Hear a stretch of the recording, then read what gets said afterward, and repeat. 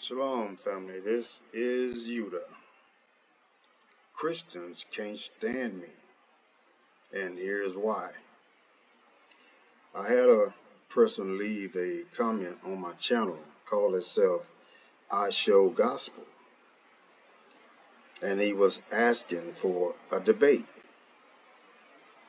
I don't debate, and let me give you a few reasons why I don't debate. Proverbs 13 and 10. A vain man through pride causeth debates, and with the counsel is wisdom. Proverbs 17 and 19. Whoso is loving transgression is loving debate. Whoso is making high his interest is seeking destruction. Isaiah 41 and 12. Thou seekest them and findest them not. The men who debate with thee, they are as nothing, yea, as nothing. The men who war with thee. Nehemiah chapter 8, verse 8. They read from the book, from the law of the Creator, clearly, and they gave the sense so that the people understood the reading. These are just a few reasons, Mr. I Show Gospel, why I don't debate. So, the lesson is, did Jesus exist?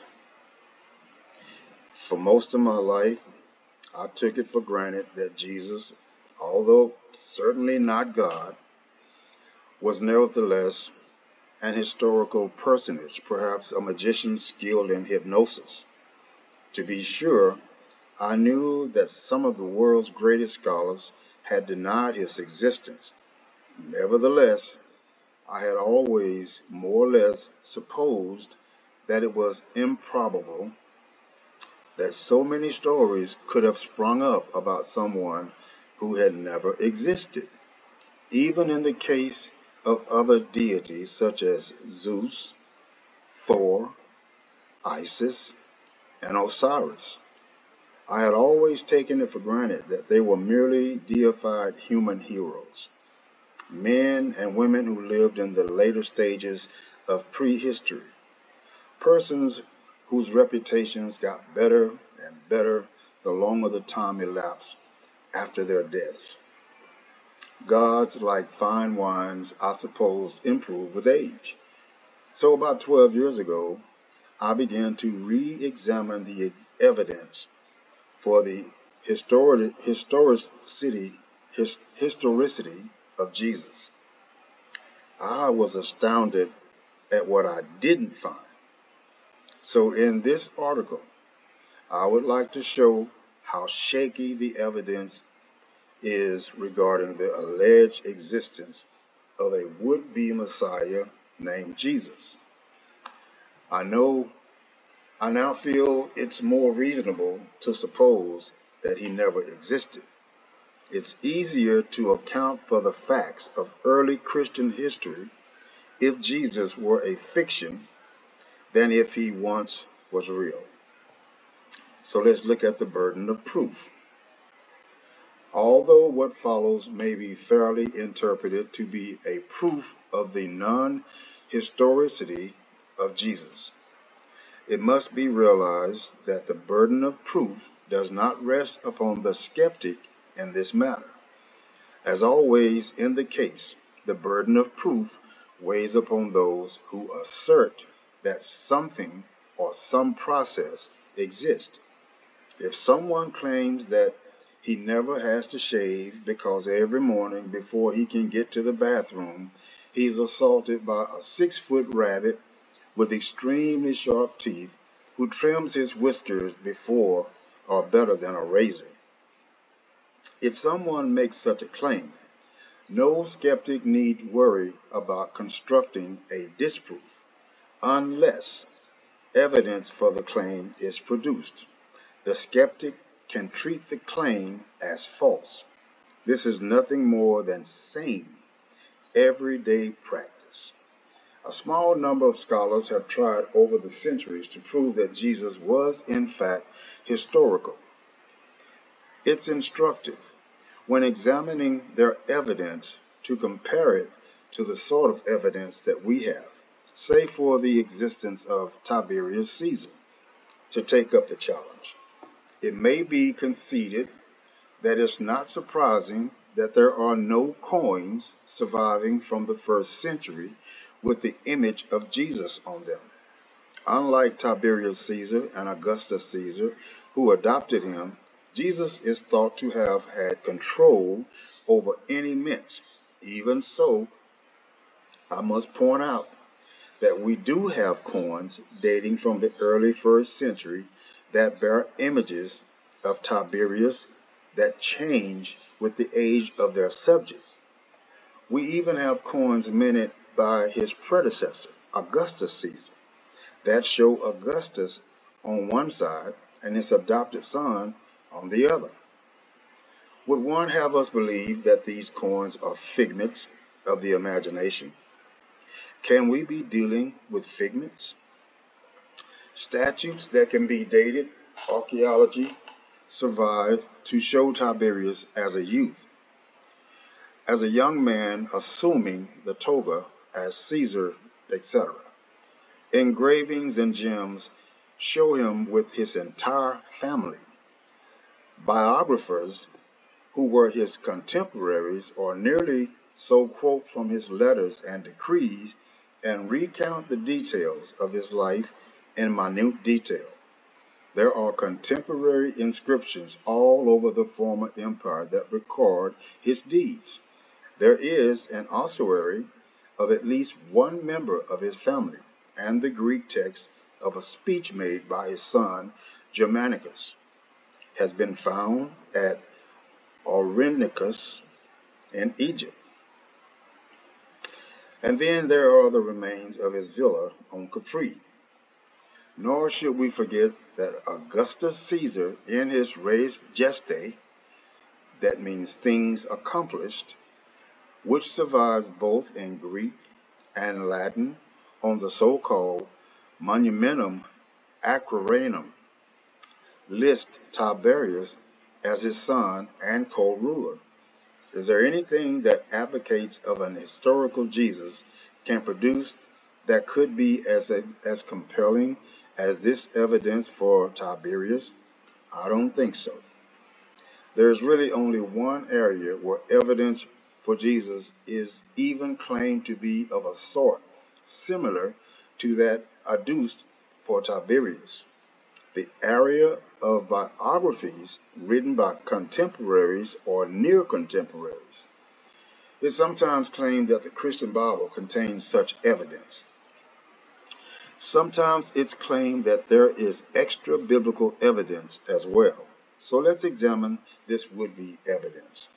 The Old Testament evidence. Let's consider the so-called biblical evidence first. Despite the claims of Christian apologists, there is absolutely nothing in the Old Testament that is of relevance to the question, apart from the possible fact that some prophets may have thought that an anointed one, a rescuer, king, or priest, would once again assume the leadership of the Jewish world. All the many examples of Old Testament predictions of Jesus are so silly that one need only look them up to see their irrelevance. Thomas Paine, the great heretic of the American Revolution, he did just that. And he demonstrated their irrelevance in his book, An Examination of the Prophecies, which he intended to be part 3 of the Age of Reason.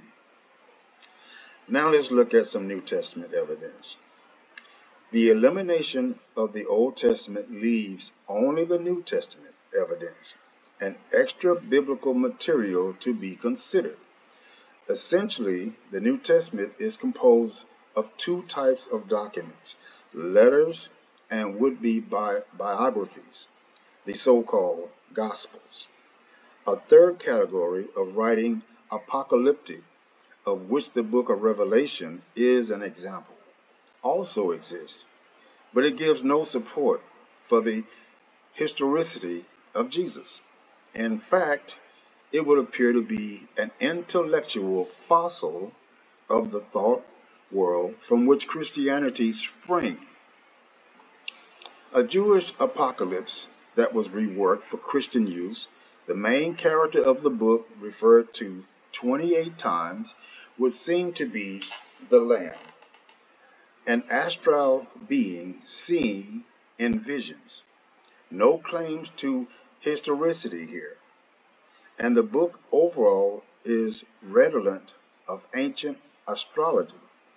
The name Jesus appears or occurs only 7 times in the entire book.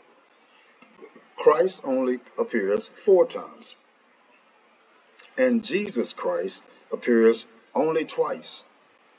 While Revelation may very well derive from a very early period, contrast to the views of most biblical scholars who deal with the book only in its final form. The Jesus of which it whispers obviously is not a man. He is a supernatural being. He has not yet acquired the physiological and metabolic properties of which we read in the Gospels. The Jesus of Revelation is a God who would later be made into a man, not a man who would later become a God, as liberal religious scholars would have it. So let's look at the Gospels. The notion that the 4 Gospels that made the cut to be included in the official New Testament were written by men named Matthew, Mark, Luke, and John does not go back to early Christian times. The titles, according to Matthew and etc., were not added until late in the 2nd century. Although Papias 140 CE, the Common Era, knows all the Gospels but has only heard of Matthew and Mark. Justin Martyr 150 CE knows of none of the 4 supposed authors. It is only in 180 CE with Irenaeus of Lyons that we learn who wrote the 4 canonical Gospels and discover that there are exactly 4 of them because there are 4 quarters of the earth and 4 universal winds. Thus, unless one supposes the argument of Irenaeus to be other than ridiculous, we come to the conclusion that the Gospels are of unknown origin and unknown authorship, and there is no good reason to suppose they are eyewitness accounts of a man named Jesus of Nazareth. At a minimum, this forces me to examine the Gospels to see if their contents are even compatible with the notion that they were written by eyewitnesses. Now, we cannot assume that each of the Gospels had but one author or redactor. It is clear that the Gospels of Matthew and Luke could not possibly have been written by an eyewitness of the tales that they tell. Both writers plagiarized largely word for word up to 90% of the Gospel of Mark, to which they add sayings of Jesus and would-be historical details, ignoring the fact that Matthew and Luke contradict each other in such critical details as the genealogy of Jesus, and they cannot both be correct. We need to ask why real eyewitnesses would have to plagiarize the entire book of the story, contenting themselves with adding merely a little gravy, salt, and pepper. A real eyewitness would have begun with a verse such as reading, "Now, boys and girls, I'm going to tell you the story of Jesus, the Messiah, the way it really happened." The story would be a unique creation, not a plagiarized. It is significant that it is only these 2 Gospels that purport to tell anything of Jesus' birth, childhood, or ancestry.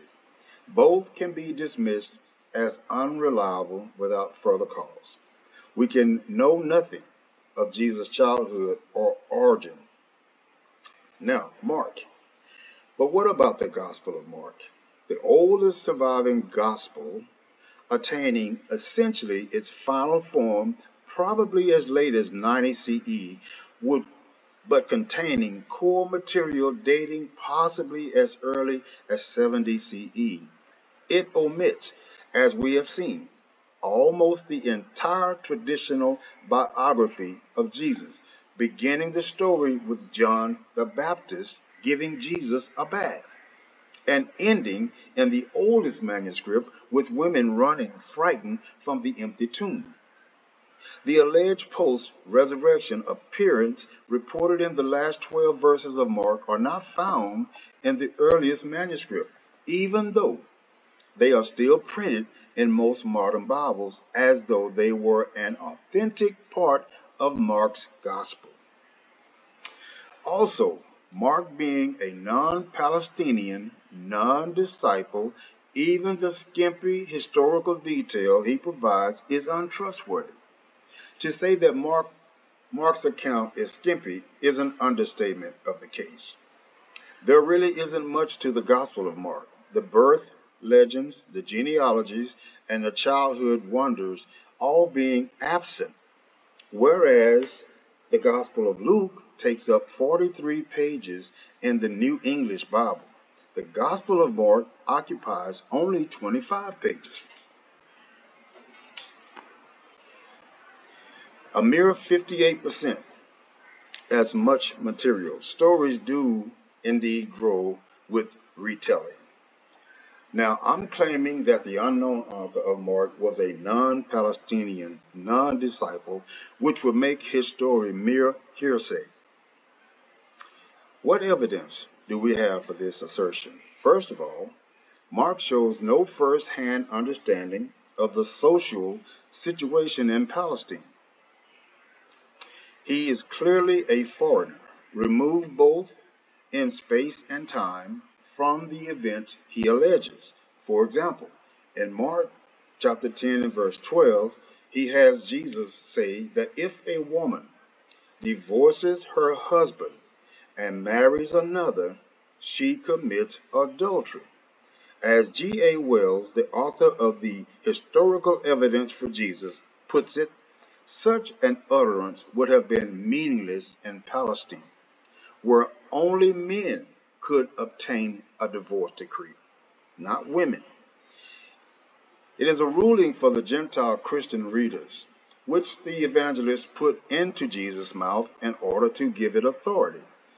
This tendency to anchor later customs and institutions to Jesus supposed lifetime played a considerable role in the building up of his biography. One further evidence of the inauthenticity of Mark is the fact that in chapter 7, where Jesus is arguing with the Pharisees, Jesus is made to quote in the Greek Septuagint version of Isaiah in order to score his debate point. Unfortunately, the Hebrew version says something different from the Greek.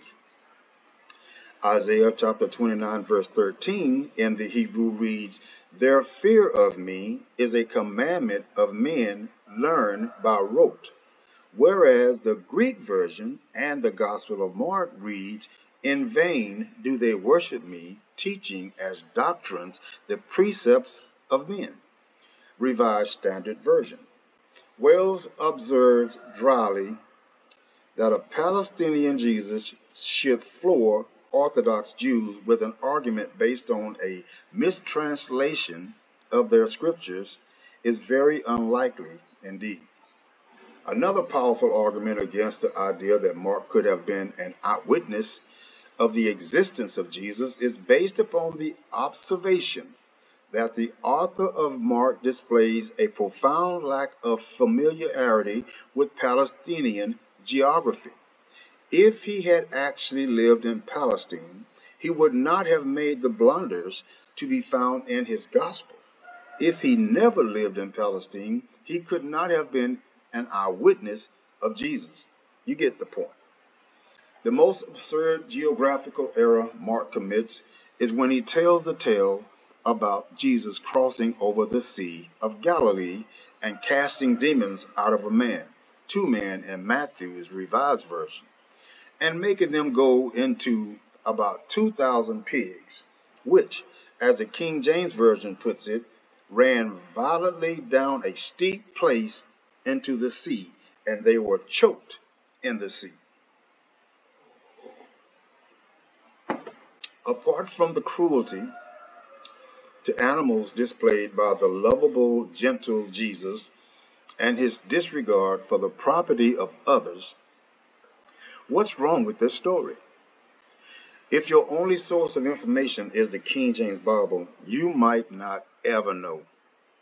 The King James says this marvel occurred in the land of the Gadarenes, whereas the oldest Greek manuscripts say that this miracle took place in the land of Gerasenes. Luke, who also knew no Palestinian geography, also passes on this bit of absurdity. But Matthew, who had some knowledge of Palestine, changed the name of Gadarene in his new improved version, but this is further improved to Gergeneses or Gergenes in the King James Version. By now the reader must be dizzy with all the distractions or distinctions between Gerasenes, Gadarenes, and Gergeneses. What difference does it make? A lot of differences, as we're going to see. Gerasa, the place mentioned in the oldest manuscripts of Mark, is located about 31 miles from the shore of the Sea of Galilee. Those poor pigs had to run a course 5 miles longer than a marathon in order to find a place to drown. Not even lemmings have to go that far. Moreover, if one considers a steep slope to be at least 45 degrees in angle, that would make the elevation of Gerasa at least 6 times higher than Mount Everest. Think about that. When the author of Matthew read Mark's version, he saw the impossibility of Jesus and the gang disembarking at Gerasa, which, by the way, was also in a different country. The so-called Decapolis,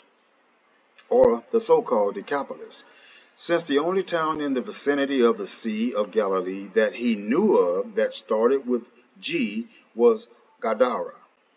He changed Gerasa to Gadara. But even Gadara was 5 miles from the shore and in a different country. Later copyists of the Greek manuscript of all three pig drowning Gospels, Matthew, Mark, and Luke, improved Gadara further to Gergesa, a region now thought to have actually formed part of the eastern shore of the Sea of Galilee.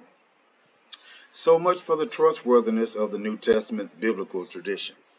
Another example of Mark's abysmal ignorance of Palestinian geography is found in the story he made up about Jesus traveling to Tyre on the Mediterranean to the Sea of Galilee, 30 miles inland. According to Mark 7:31, Jesus and the boys went by the way of Sidon, 20 miles north of Tyre, on the Mediterranean coast. Since to Sidon and back would be 40 miles, this means that the wisest of all men walked 70 miles when he could have walked only 30 miles. How's that for wisdom? Of course, one would never know all this from the King James Version, which apparently completely ignoring a perfectly clear Greek text that says, departing from the coast of Tyre and Sidon, he came unto the Sea of Galilee. Apparently, the translators of King James versions also knew their geography. At least they knew more than did the author of Mark and John. John. The unreliability of the gospel is underscored when we learn that, with the possible exception of John, the first three gospels bear no internal indication of who wrote them. Can we glean anything of significance from the fourth and latest gospel, the Gospel of John? Not likely. It is so unworldly, it can scarcely be cited for historical evidence. In this account, Jesus is hardly a man of flesh and blood at all, except for the purpose of divine cannibalism, as required by the celebration of the rite of Holy Communion. In the beginning was the Word, and the Word was with God, and the Word was God. The Gospel begins. No star of Bethlehem, no embarrassment of pregnant virgins, no hint that Jesus ever wore a diaper. Pure spirit from the beginning, moreover, in its present form, the Gospel of John is the latest of all the official Gospels. The Gospel of John was compiled around the year 110 CE, Common Era. If its author had been 10 years old at the time of Jesus' crucifixion in the year 30 CE, he would have been 80 years old at the time of the writing. Not only is it improbable that he would have lived so long, but it is also dangerous to pay much attention to the colorful memories recounted by a man in his anecdotage. Many of us who are far younger than this have had the unpleasant experience of discovering incontrovertible proof that what we thought were clear memories of some event were wildly incorrect. We also might wonder why an eyewitness of all the wonders claimed in a gospel would wait so long to write about them. More importantly, there is evidence that the Gospel of John, like Matthew and Luke, also is a composite document incorporating an earlier signs gospel of uncertain antiquity. Again, we ask, if John had been an eyewitness to Jesus, why would he need to plagiarize a list of miracles made up by someone else? Nor is there anything in the signs gospels that would lead one to suppose that it was an eyewitness account. It could just as easily have been referring to the wonders of Dionysus turning water into wine, or to the healings of Asclepius. The inauthenticity of the Gospel of John would seem to be established beyond cavil by the discovery that the very chapter that asserts the author of the book to have been the disciple whom Jesus loved, John 21 and 20, was a late addition to the Gospel. Scholars have shown that the Gospel originally ended at verse 30 and 31 of chapter 20 and chapter 21, in which verse 24 asserts that this is the disciple which testifies of the things and wrote these things. And we know that his testimony is true, is not the work of an eyewitness. Like so many other things in the Bible, it is a fraud. The testimony is not true. Now, let's have a brief look at St. Saul and his letters, which is Paul. Having eliminated the Old Testament and the Gospels from the list of possible biblical evidence of the existence of Jesus, we are left with the so-called epistles. At first blush, we might think that these epistles, some of which are by far the oldest parts of the New Testament, having been composed at least 30 years before the oldest Gospel, would provide us with the most reliable information on Jesus. Well, so much for blushes. The oldest letters are the letters of St. Paul or Saul, the man who, after losing his mind, changed his name from Paul.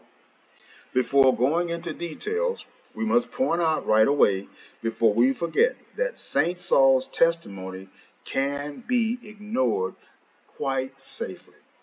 If what he tells us is true, namely that he never met Jesus in the flesh, but rather saw him only in a vision that he had during what appears to have been an epileptic fit or seizure, no court of law would accept visions as evidence, and neither should we. The reader might object that even if Saul only had hearsay evidence, some of it might be true. Some of it might tell us some facts about Jesus. Well, all right, let's look at the evidence. According to tradition, 13 of the letters in the New Testament are the work of St. Saul or St. Paul.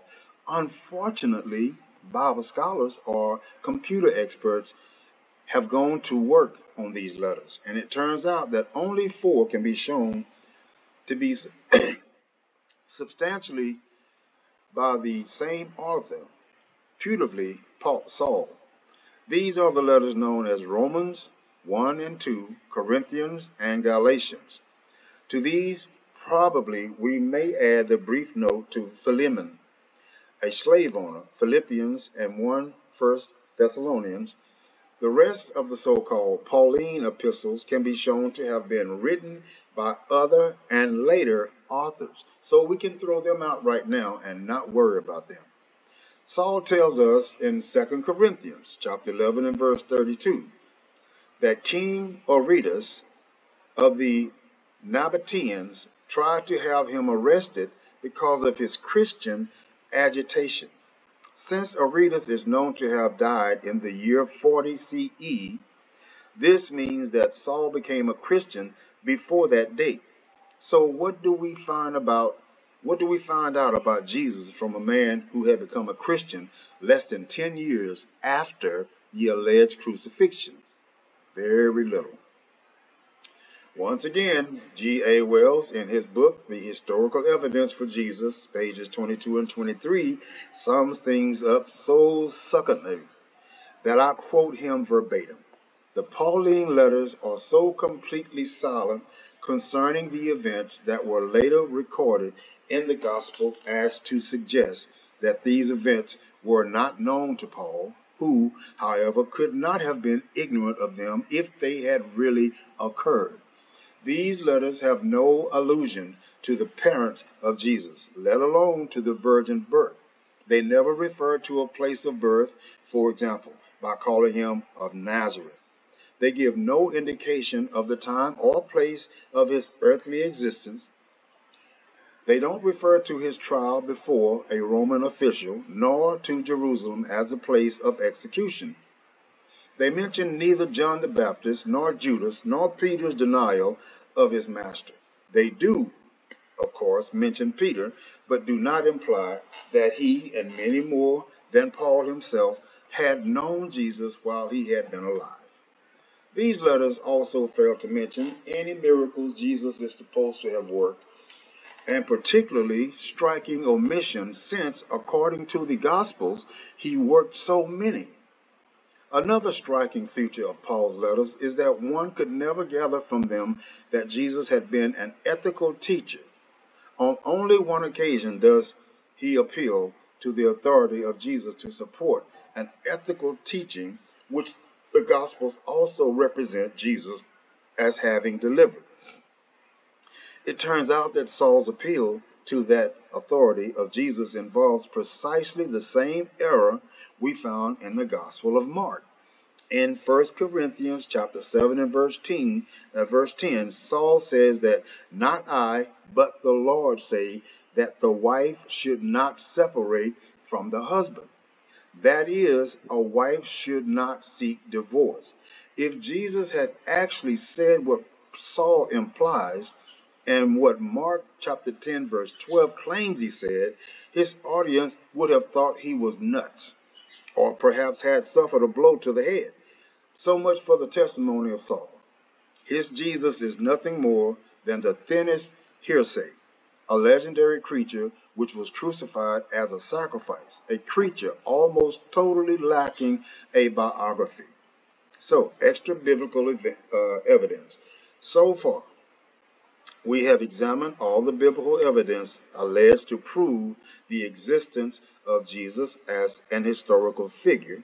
We have found that they have no legitimacy as evidence. Now we must examine the last line of what would be evidence, the notion that Jewish and pagan historians recorded his existence. Jewish sources. It is sometimes claimed that Jews' writings hostile to Christianity prove that the ancient Jews knew of Jesus and that such writings prove the historicity of the man Jesus, but in fact, Jewish writings prove no such thing. As L. Gordon Ryland's book did, Jesus ever lived? Did Jesus ever live? Pointed out years ago, all the knowledge which the rabbis had of Jesus was obtained by them from the Gospels. Seeing that Jews, even in the present more critical age, take it for granted that the figure of a real man stands behind the Gospel narrative, one need not be surprised if, in the 2nd century, Jews did not think of questioning that assumption. It is certain, however, that some did question it, for Justin, in his dialogue with Trypho, represents the Jew Trypho as saying, "Ye follow an empty rumor, and make a Christ for yourselves. If he was born and lived somewhere, he is entirely unknown." That the writers of the Talmud, 4th, 5th century CE, had no independent knowledge of Jesus is proved by the fact that they confounded him with two different men, neither of whom could have been him. Evidently, no other Jesus with whom they could identify the Gospels, Jesus was known to them. One of these, Jesus, Ben Pandira, reputed a wonder worker, is said to have been stoned to death and then hung on a tree on the eve of Passover in the reign of Alexander Jannaeus, 106 to 79 BC, at Jerusalem. The other Jesus, Ben Stada, whose date is uncertain, but who may have lived in the first third of the 2nd century CE, is also said to have been stoned and hanged on the eve of a Passover, but at Lydia. There may be some confusion here, but it is plain that the rabbis had no knowledge of Jesus apart from what they had read in the Gospels. Although Christian apologists have listed a number of ancient historians who allegedly were witnesses to the existence of Jesus, the only two that consistently are cited are Josephus, a Pharisee, and Tacitus, a pagan. Now, since Josephus was born in the year 37 CE and Tacitus was born in 55, neither could have been an eyewitness of Jesus, who supposedly was crucified in 30 CE. So I could really end our chase right here. But someone might claim that these historians nevertheless had access to reliable sources that are now lost, which recorded the existence and execution of our friend JC. So, it is desirable that we take a look at these two supposed witnesses. In the case of Josephus, whose Antiquities of the Jews were written in 93 CE, about the same time as the Gospels, we find him saying some things quite impossible for a good Pharisee to have said. About this time there lived Jesus, a wise man, if indeed one ought to call him a man, for he was one who wrought surprising feats, and was a teacher of such people as accept the truth gladly. He won over many Jews and many of the Greeks. He was the Messiah. When Pilate, upon hearing him accused by men of the highest standing among us, had condemned him to be crucified, those who had in the first place come to love him did not give up their affection for him. On the third day he appeared to them, restored to life. For the prophets of God have prophesied these and countless other marvelous things about him. And the tribe of Christians, I want y'all to remember this right here, because at the end of this lesson, I'm going to share something with you that is pretty profound. And the tribe of the Christians, please keep that in mind, so called after him, has still to this day not disappeared. Now, no loyal Pharisee would say Jesus had been the Messiah, that Josephus could report that Jesus had been restored to life on the third day, and not be convinced by this astonishing bit of information is beyond belief. Worse yet is the fact that the story of Jesus is intrusive in Josephus' narrative and can be seen to be an interpolation even in an English translation of the Greek text.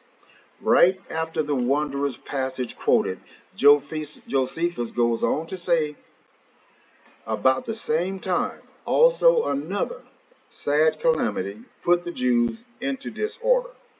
Josephus had previously been talking about awful things Pilate had done to the Jews in general. And one can easily understand why an interpolator would have chosen this particular spot. But this ineptitude in not changing the wording of the bordering text left a literary scene what how do I pronounce this word? Rhetoricians might term aporia, that sticks out like a pimple nose. The fact that Josephus was not convinced by this or any other Christian claim is clear from the statement of the church father Origen, 185 to 154 CE, who dealt extensively with Josephus, that Josephus did not believe in Jesus as the Messiah or as the Christ. Moreover, the disputed passage was never cited by early Christian apologists such as Clement of Alexandria, who certainly would have made use of such ammunition had he had that information. The first person to make mention of this obviously forced interpolation into the text of Josephus' history was the church father Eusebius in 324 CE. It's quite likely that Eusebius himself did some of the forging.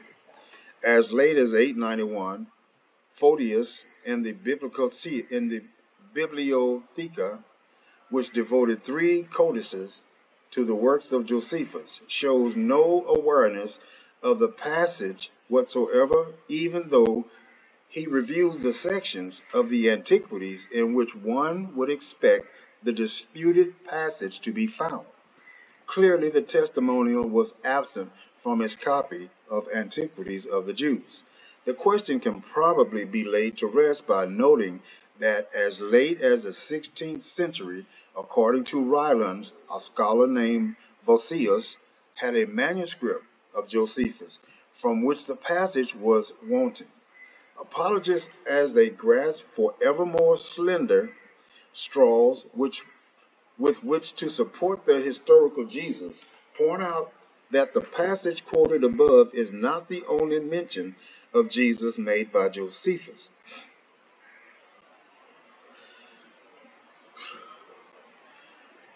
The first of Antiquities of the Jews, one also finds the following statement in surviving manuscript.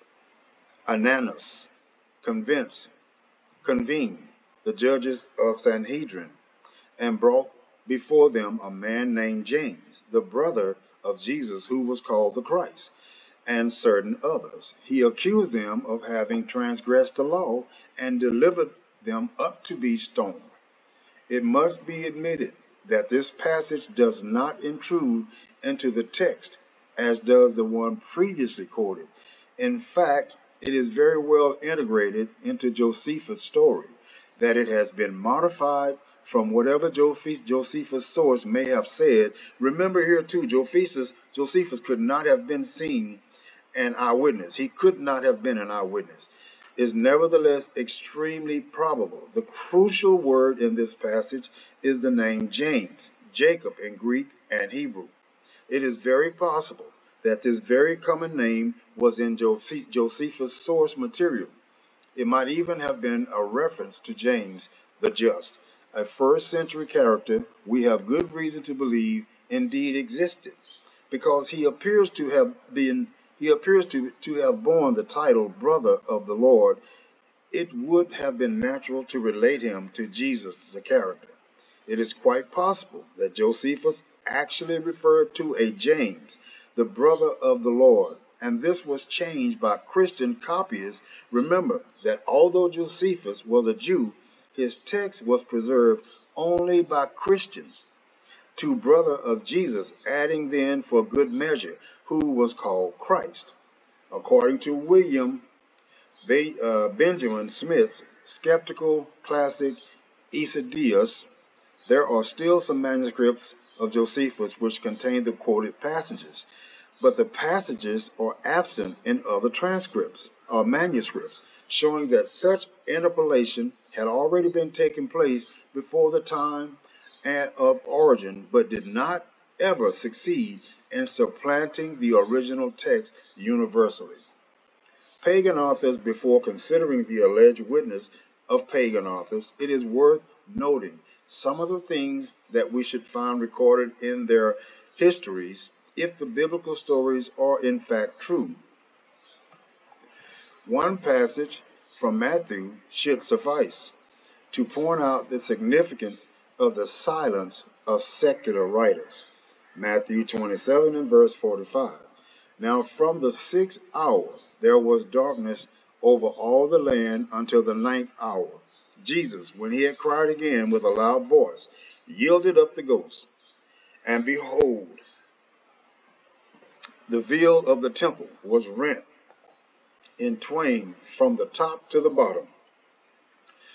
And the earth did quake, and the rocks rent, and the graves were opened, and many bodies of the saints which slept arose, and came out of the grave after his resurrection, exposed for 3 days, and went into the holy city, and appeared unto many.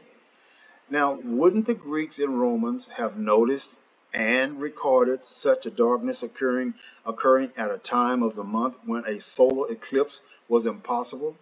Wouldn't someone have remembered and recorded the name of at least one of those saints who climbed out of the grave and went wandering downtown into the mall? If Jesus did any of the significance at all, wouldn't someone have noticed? If he didn't do anything significant, how could he have stimulated the formation of a new religion? Considering now the supposed evidence of Tacitus, we find that this Roman historian is alleged in 120 CE to have written a passage in his annals containing the wild tale of Nero's persecution of Christians, saying, therefore, to scotch the rumor, Nero substituted as culprits and punished with the utmost refinements of cruelty a class of men loathed for their vices, whom the crowd styled Christians. Christus, the founder of the name, had undergone the death penalty in the reign of Tiberius by sentence of the procurator Pontius Pilatus. G.A. Wells says of this passage, Tacitus wrote, at a time when Christians themselves had come to believe that Jesus had suffered under Pilate. There are 3 reasons for holding that Tacitus is here simply repeating what Christians had told him. First, he gives Pilate the title procurator, without saying procurator of which was current only from the second half of the 1st century. Had he consulted archives which recorded earlier events, he would surely have found Pilate there designated by his correct title, prefect. Second, Tacitus does not name the executed man Jesus, but uses the title Christ or Messiah, as if it were a proper name. but he could hardly have found in archives a statement such as the Messiah was executed this morning. Third, hostile to Christianity as he was surely glad to accept from Christians their own view that Christianity was a recent origin, since the Roman authorities were prepared to tolerate only ancient cults. Now, the historical evidence for Jesus. There are further problems with the Tacitus story. Tacitus himself never again alludes to the Neronian persecution of Christians in any of his voluminous writings, and no other pagan authors know anything of the outrage either. Most significant, however, is that ancient Christians apologists made no use of the story in their propaganda, an unthinkable omission by motivated partisans who were well read in the works of Tacitus. Clement of Alexandria, who made a profession of collecting just such types of quotations, is ignorant of any Neronian persecution, and even Tertullian, who quotes a great deal from Tacitus, knows nothing of this story. According to Robert Taylor, the author of another free thought classic, the Digeses, 1834, the passage was not known before the 15th century. When Tacitus was first published at Venice by Johannes de Spire, Taylor believed de Spire himself to have been a forger. So much for the evidence purporting to prove that Jesus was an historical figure. We have not, of course, proved that Jesus did not exist. We have only showed that all evidence alleged to support a claim is without substance. But of course, that is all we need to show. The burden of proof is always on the one who claims that something exists or that something once happened. We have no obligation to try and prove a universal negative. It will be argued by die-hard believers that all of these arguments from silence prove nothing, and they will quote the aphorism, absence of evidence is not evidence of absence. But is the negative evidence I have referred to the same as absence of evidence? It might be instructive to consider how a hypothetical but similar problem might be dealt with in the physical sense. Imagine that someone has claimed that the USA had carried out atomic weapons tests on a particular Caribbean island in 1943. Would the lack of reports of mushroom clouds sightings at the time be evidence of absence or absence of evidence? Remember, the Caribbean during the war years was under intense surveillance by many different factions.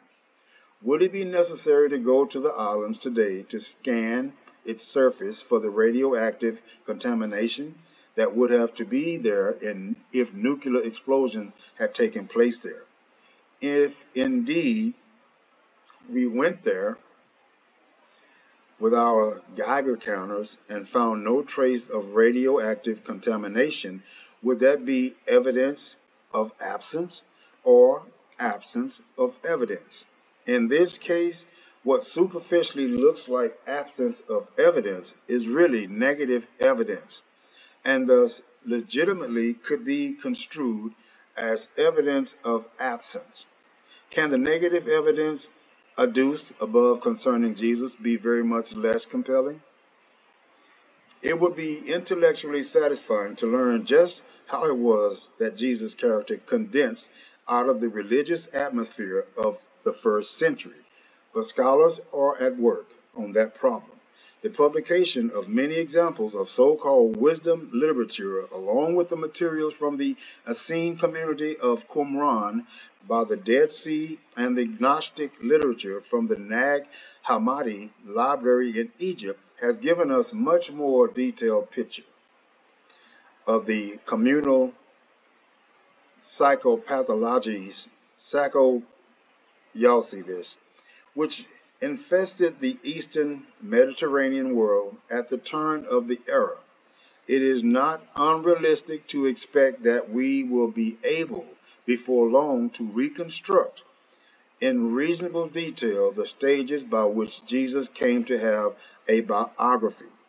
They should have noticed John E. Bremsberg in his classic book, The Christ, a critical review and analysis of the evidence of his existence.